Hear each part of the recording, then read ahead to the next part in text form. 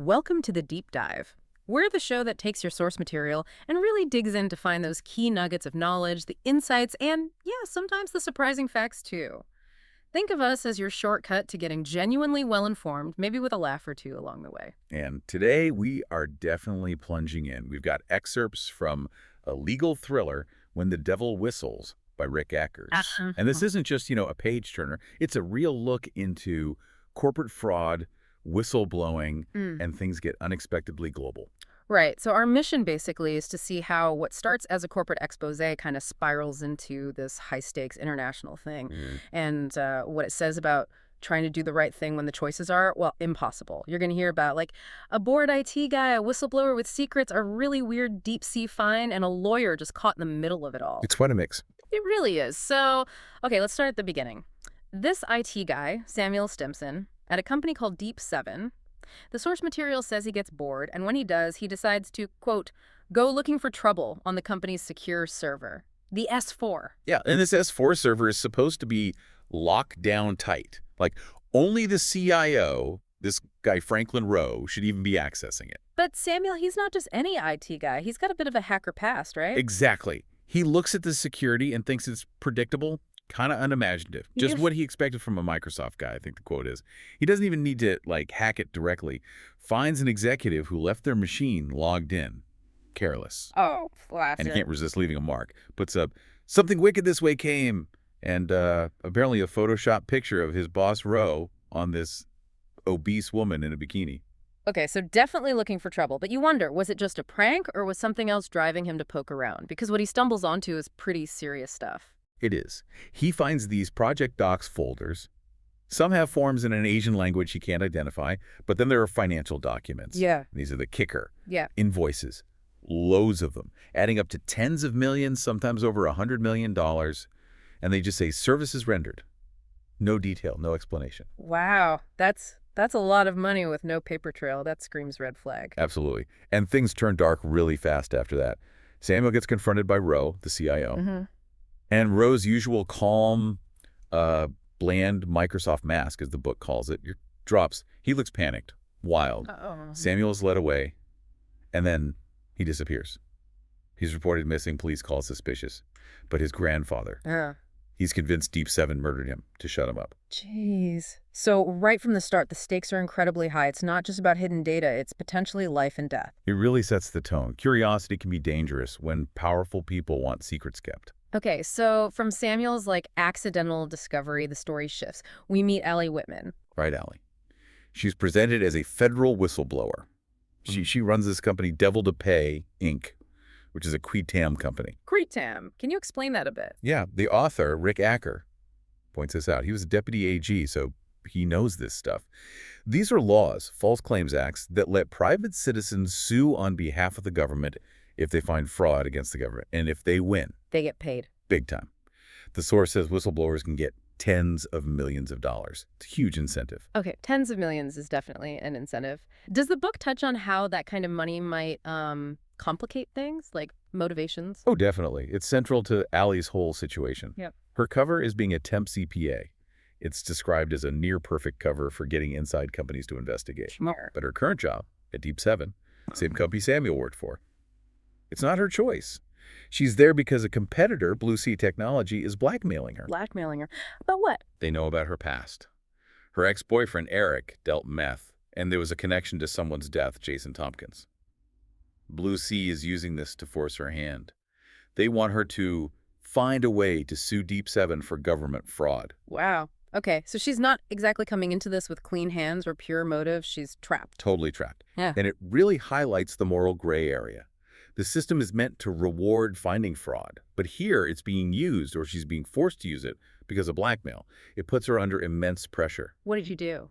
Well, this is where it gets really tricky. To buy time, basically, she starts fabricating invoices, fake ones, and uploads them into Deep 7's system. Oh, no. That sounds like a terrible idea. It is. It creates huge problems down the line for her lawyer. It really makes you question that whole hero narrative for whistleblowers. Can you start out doing something wrong for what you think is the right reason? Or maybe just to save yourself? That's a deep question. And is Deep 7 suspicious of her? They are. She finds a tiny spy camera hidden in her cubicle. planted by Franklin Rowe, the same CIO. They definitely suspect an inside source. So the danger for her is very, very real. Constant pressure, like you said. Okay, so we've got corporate intrigue, blackmail. Now the story takes a hard left turn right, down to the ocean floor. Yeah, it does. Suddenly we're with Mitch and Ed. They're an ROV, remotely operated vehicle crew. They've been hired for a salvage job on a ship called the Grasp 2. And what are they supposedly looking for? The story they're given is Nazi treasure. A sunken U-boat, maybe full of gold. They even have special gear, non-ferrous heavy metal detectors, which they're told, are for the gold. Okay, Nazi gold sounds like something out of a movie, but that's not what they find, is it? Not even close. The ROV finds the wreck, and Mitch and Ed immediately see it's wrong. It's described as too round, too big. It's definitely not a German U-boat from World War II. So what is it? It's a Russian nuclear missile submarine, a Typhoon class specifically. Huge. Whoa. Okay, that's a slightly bigger deal than Nazi gold. Yeah, just slightly. And the kicker, the Korean supervisors on the ship, who go by Mr. Lee and David Cho. They aren't surprised at all. It's clear they knew exactly what they were looking for. The Nazi gold story was just a cover for the crew. So Lee and Cho are not who they seem to be. Not at all. Mr. Lee is actually Captain Ryu, and David Cho is Lieutenant Young Woo-hyun, both of the South Korean Navy. South Korean Navy? What are they doing salvaging a Russian nuclear sub? Well, this is the really chilling part. Their objective isn't just salvage. It's to retrieve nuclear warheads from the submarine. Retrieve? Nuclear warheads? Why? Their plan is incredibly sinister. They intend to take one of the warheads, detonate it in San Francisco, What? and then plant evidence like North Korean documents and manipulated financial trails from Deep 7 to make it look like North Korea did it. To frame North Korea for a nuclear attack on the U.S. Exactly. Their goal, as stated in the source, is to strike a major blow against our enemy to the north.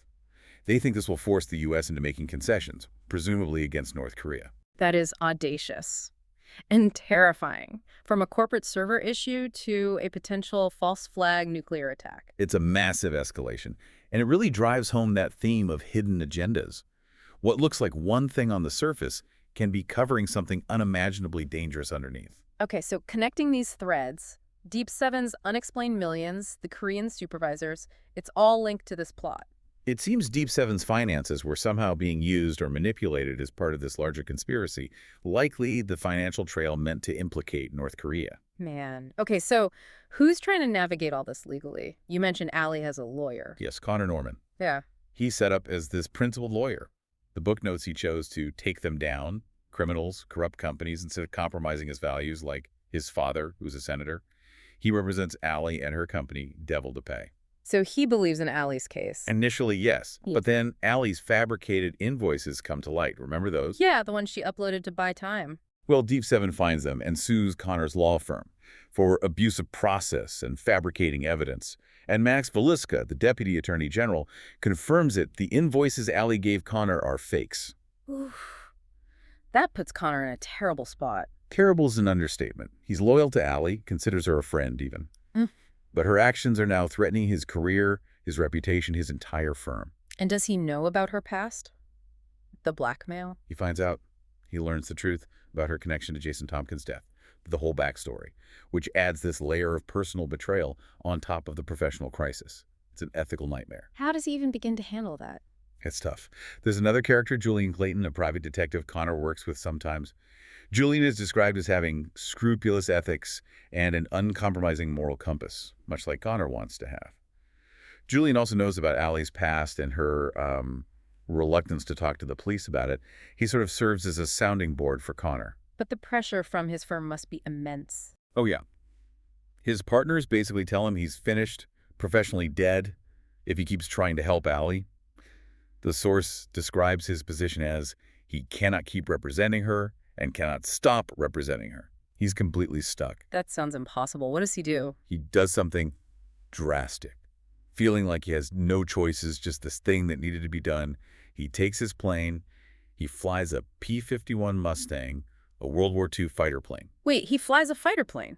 Apparently so. He flies it to the Deep 7 dock where they're handling the sensitive cargo from the submarine, and he uses the plane's guns to shoot at the truck carrying the warheads to disable it. He shoots at a truck potentially carrying nuclear warheads with a vintage fighter plane. Yeah, it's a huge, huge risk. Yeah. Personally, professionally, legally, everything. But it's framed as this moment where he sees no other way to stop something catastrophic, a desperate act driven by his core values, maybe. Wow. That really poses the question, doesn't it? When you're pushed that far, what lines do you cross? Especially when someone you care about has put you in that position. Every option seems like a compromise. It's the ultimate wicked choice, going back to the book's themes. So, after all this chaos, the whistleblowing, the blackmail, the sub, the fake invoices, the P-51, how does it all resolve? Is there a reckoning? There is. It happens on a couple of fronts. First, Allie. She manages to escape from that chaos at the Deep 7 dock, actually with help from Mitch and Ed, the ROV guys. Oh, good for them. She ends up in the hospital. And there, under all that pressure, she finally breaks down and confesses everything. To her mother first, then to Julian, the detective. Tells them about her ex, Eric, the meth, Jason Tompkins' death, the blackmail by Blue Sea, her faking the invoices at Deep 7. The whole story. That must have been incredibly difficult, but maybe freeing. It's presented as a moment of real vulnerability. Yeah, a breakthrough. Coming clean after holding on to all those secrets for so long. And what about the Koreans? Lieutenant Cho, Young Woo-hun. He gets interrogated by pretty much everyone. Homeland Security, FBI, CIA. And he confesses, too. He lays out the whole South Korean Navy mission. Yeah. Retrieve the warheads, frame North Korea. He confirms Captain Ryu planned to detonate one in San Francisco. So the full conspiracy comes out? The full, terrifying conspiracy, and there are consequences. Blue Sea Technology, the company that was blackmailing Allie, they end up settling with her company, Devil to Pay. She gets a large payment. So in a way, the system worked for her in the end, despite how she got there. It's complex, isn't it? The money allows her to, as the book says, pursue good cases and help others. So it suggests a path to redemption, maybe, using the proceeds of this messy situation for something positive. And what about her and Connor, after everything? The book ends with this scene at a black and white ball. Allie and Connor are dancing. There's this little detail. Allie is still channeling cases to Devil to Pay, so she gets her percentage.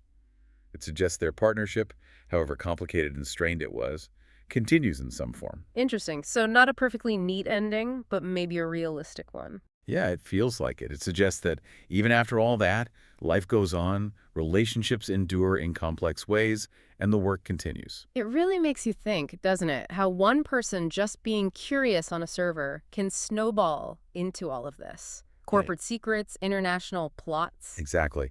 And it highlights how hidden things can be just beneath the surface of normal life or a normal company. The author, Rick Acker, drawing on his own prosecution experience.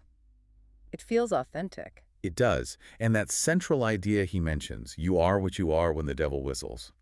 It's about those moments of truth, those hard choices. Do you face them or do you try to hide? Yeah, this deep dive really hammered that home. It wasn't just about the plot twists, but why the characters did what they did, those internal struggles. And that's really the question that leaves for you, the listener, doesn't it? When you encounter a difficult truth, something that really challenges you or tests your values, what are you going to do when that whistle blows?